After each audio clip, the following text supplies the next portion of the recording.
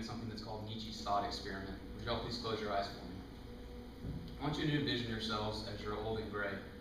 I want you to think about your lives. I want you to think about what you did with your lives. Did they bring you joy? Did you find meaning in your lives? Specifically focus on what you chose as a vocation, what you did with your vocation and why you chose it, and how much fulfillment you found out of it. Let me now open your eyes. I want you to think about if you would be willing to do that job forever, if you'd be willing to live this life over again. That's the most important question. I'm Tennyson, and I will be talking about why to choose a job out of something that you're passionate about versus something that you can gain from a job like fame, fortune, and power. The first thing to consider would be why not to choose something out of fame, fortune, and power.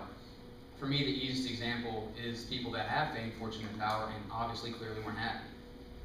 For me, a suicide victim is one that is an easy thing to point to. Kurt Cobain is a famous musician. He was the lead singer of Nirvana, committed suicide. Deion Sanders, one of the greatest athletes of all time, is a famous two-sport professional athlete, attempted suicide. Countless other celebrities have checked into drug and alcohol addictions therapy. Now, I'm not saying that these people didn't follow their passions. I'm just saying that there is something more than simply the ephemeral and the transient. There's more than just money to be made on this earth. The second point would be why passion? Why follow your passion? Can someone please give me a definition of passion? How you would define it? Something that makes you happy. Okay, that's a good definition. So something that I would like to add to it is the root word of passion, which is passos. It's a Latin root word, and it means to suffer. So the better question in picking a job would be, what are you willing to suffer for? What is something that you will suffer for and look back on and say, you know what, that was completely worth it. All the work that I put in was worth it in the end.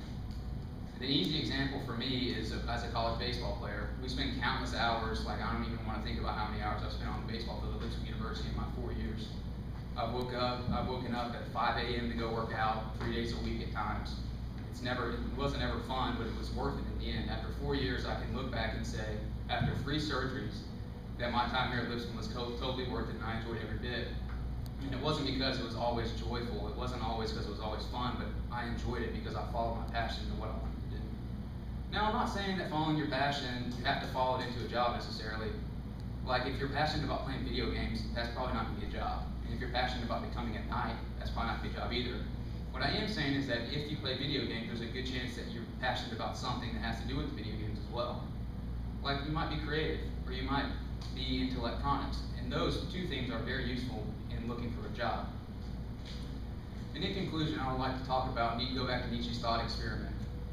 The goal of choosing a job is to be able to pass Nietzsche's thought experiment in the end. If you can look back over your life when you're old and retired and say that you know what, it was all worth it, and then I followed my passions and followed my dreams, then I think you will have lived a good life, one that you would be willing to live over again.